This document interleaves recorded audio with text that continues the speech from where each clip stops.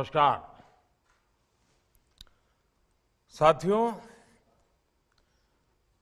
ये साल 2023 का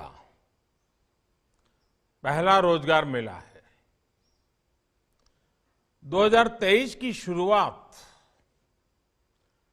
उज्जवल भविष्य की नई उम्मीदों के साथ हुई है।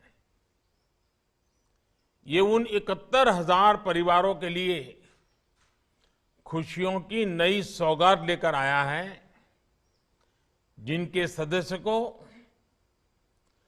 सरकारी सेवा करने का अवसर मिला है।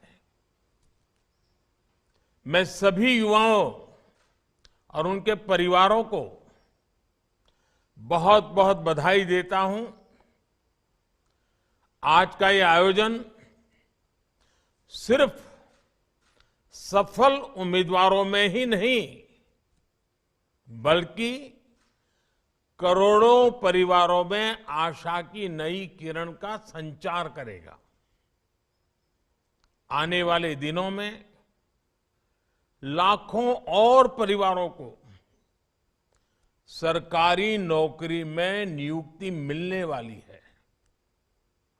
केंद्र सरकार के साथ ही एनडीए और भाजपा शासित राज्यों में भी लगातार रोजगार मेले का सिलसिला चल रहा है, आयोजन किया जा रहा है। कल ही असम सरकार ने रोजगार मेले का आयोजन किया था।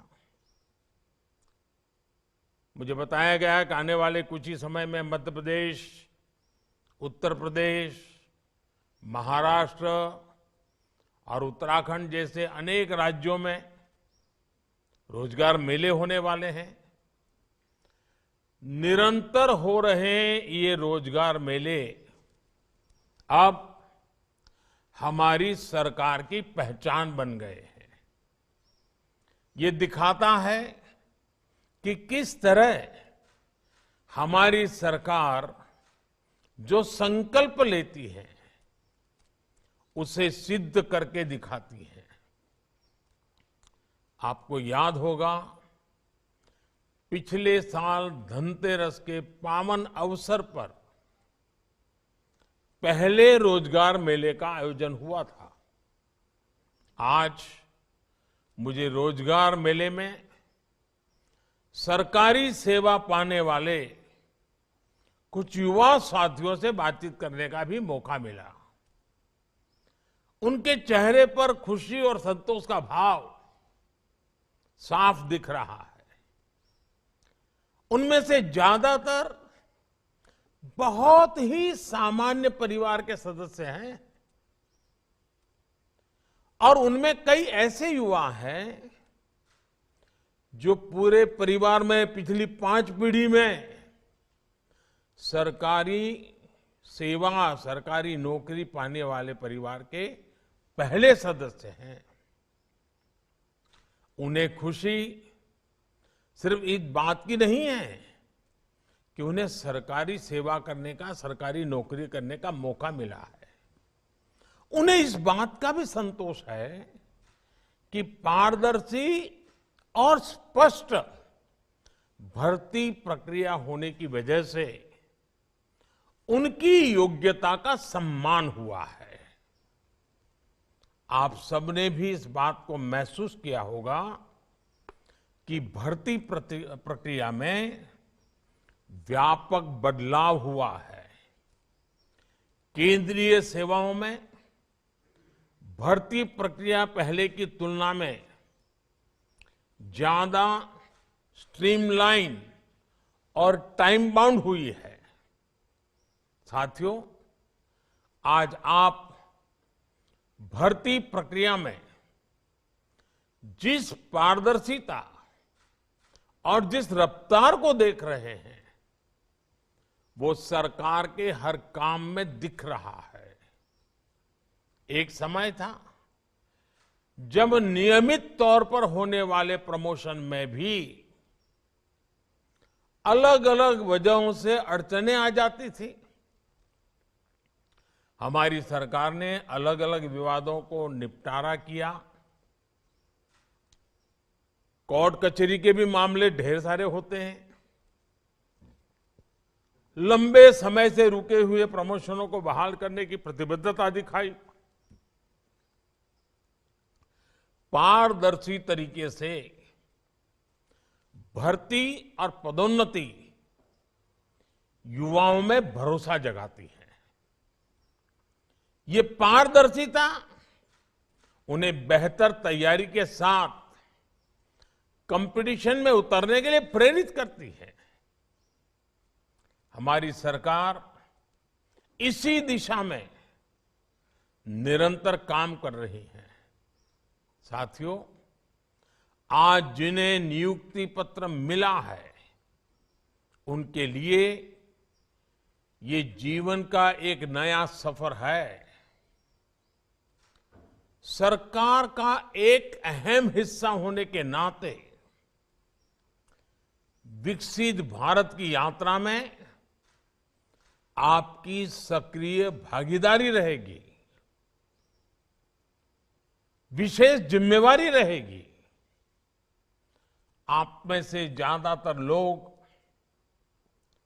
सरकार के प्रतिनिधि के तौर पर सीधे लोगों से जुड़ेंगे। आप में से हर कोई अपने तरीके से लोगों के जीवन को प्रभावित करेगा। आपने सुना होगा, व्यापार कारोबार की दुनिया में कहा जाता है कि कंज्यूमर इज ऑलवेज राइट। वैसे ही शासन व्यवस्था में हमारा मंत्र होना चाहिए, सिटीजन इज ऑलवेज राइट। वही भावना हमारे भीतर की सेवा प्रवृत्ति को और ताकत देती है। आपको ये कभी भूलना नहीं चाहिए कि जब आप सरकार में नियुक्त होते हैं तो उसे गवर्नमेंट सर्विस कहा जाता है, जॉब नहीं कहा जाता।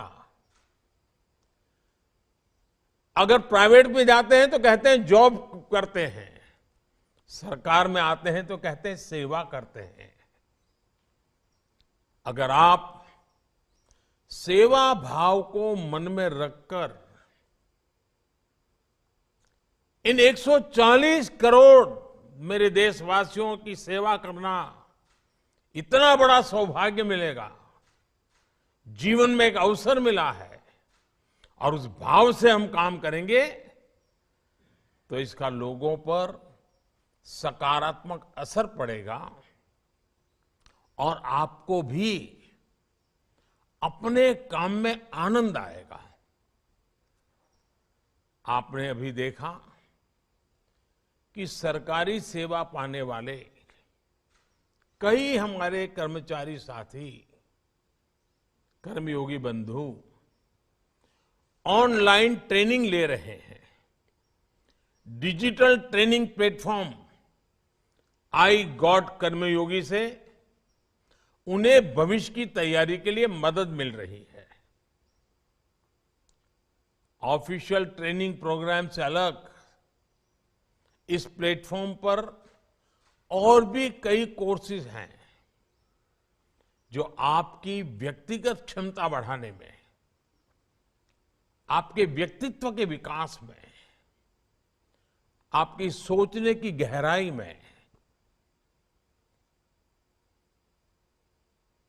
उत्तरोत्तर प्रगति होती है, लाभ होता है। मुझे विश्वास है कि सेल्फ लर्निंग थ्रू टेक्नोलॉजी ये आज की पीढ़ी को मिला हुआ अवसर है, इसको जाने मत देना। जीवन में लगातार सीखते रहने की ललक ही हम सबको आगे बढ़ाती है। और मैं हमेशा कहता हूं, मैं मेरे भीतर के विद्यार्थी को कभी मरने नहीं देता हूं। आप भी कहीं पर भी पहुंचे, आप लगातार कुछ न कुछ सीखते जाइए, जो आपकी क्षमता बढ़ाएगा, जिस इंस्टीट्यूट से आप जुड़े हैं उसकी क्षमता बढ़ाएगा, और इन सब का प्रयास से ही भारत की क्षमता बढ़ेगी। बदलते हुए भारत में, तेजी से आगे बढ़ते हुए भारत में रोजगार और स्वरोजगार के अवसर लगातार बन रहे हैं। और जब विकास तेज होता है तो स्वरोजगार के अवसर अनगिनत मात्रा में बढ़ने लगते हैं, जो आज भारत अनुभव कर रहा है। आज स्वरोजगार का क्षेत्र बहुत आगे बढ़ रहा है। पिछले 8 वर्षों में व्यापक स्तर पर इंफ्रास्ट्रक्चर के विकास से रोजगार के लाखों अवसर बने हैं। इंफ्रास्ट्रक्चर में 100 लाख करोड़ का निवेश रोजगार की अपार संभावनाओं के द्वार खोल रहा है। आप जानते हैं कि जब एक नई सड़क बनती है तो उसके आसपास कैसे रोजगार की भी नई राह बनने लगती है। उसी सड़क के किनारे नए बाजार खड़े हो जाते हैं, तमाम तरह की दुकानें खुल जाती हैं। सड़क होने की वजह से किसानों के उत्पाद आसानी से बाजार तक पहुंचने लगते हैं। इसी तरह जब कोई जगह नई रेलवे लाइन से कनेक्ट होती है तो वहां का बाजार समृद्ध होने लगता है।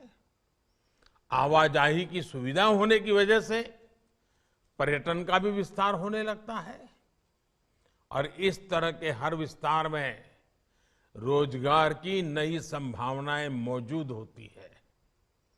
आज भारत नेट प्रोजेक्ट के जरिए हर गांव तक ब्रॉडबैंड कनेक्टिविटी पहुंचाई जा रही है। जब हम गांवों को इंटरनेट के जरिए बाकी दुनिया से जोड़ते हैं तो इससे भी रोजगार के नए अवसर बनने लगते हैं। टेक्नोलॉजी को ना समझने वाला व्यक्ति भी ये जानता है कि पहले जिन कामों के लिए भागदौड़ करनी पड़ती थी वो अब मोबाइल या कंप्यूटर पर एक क्लिक में हो जाता है। हम देखते हैं कि इस सुविधा का लाभ लेने के लिए कई बार वो टेक्नोलॉजी के किसी जानकार की मदद चाहता है, और सामान्य मानवी की इसी जरूरत से रोजगार की नई नई संभावनाएं पैदा हो रही है। आज गांवों, कस्बों या शहरों में भी ऐसे एंटरप्रेन्योर्स दिख जाएंगे जो लोगों को ऑनलाइन सेवाएं देने में अपना एक नया क्षेत्र खोल करके काम आगे बढ़ा रहे हैं। आज भारत के छोटे छोटे शहरों में लोग जिस तरह स्टार्टअप शुरू कर रहे हैं वो अपने आप में नई पीढ़ी के लिए आकर्षण का केंद्र बना हुआ है, आत्मविश्वास का केंद्र बना हुआ है। और स्टार्टअप की सफलता ने युवा शक्ति के सामर्थ्य की एक दुनिया भर में पहचान खड़ी की है। साथियों, आप में से ज्यादातर नौजवान बेटे बेटियां बहुत ही सामान्य परिवार से आए हैं। यहां तक पहुंचने के लिए आपने कड़ी मेहनत की है। आपके माता पिता ने भी बहुत कष्ट झेले हैं। आज आपको स्थायी भाव से 140 करोड़ देशवासियों की सेवा करने का अवसर मिला है।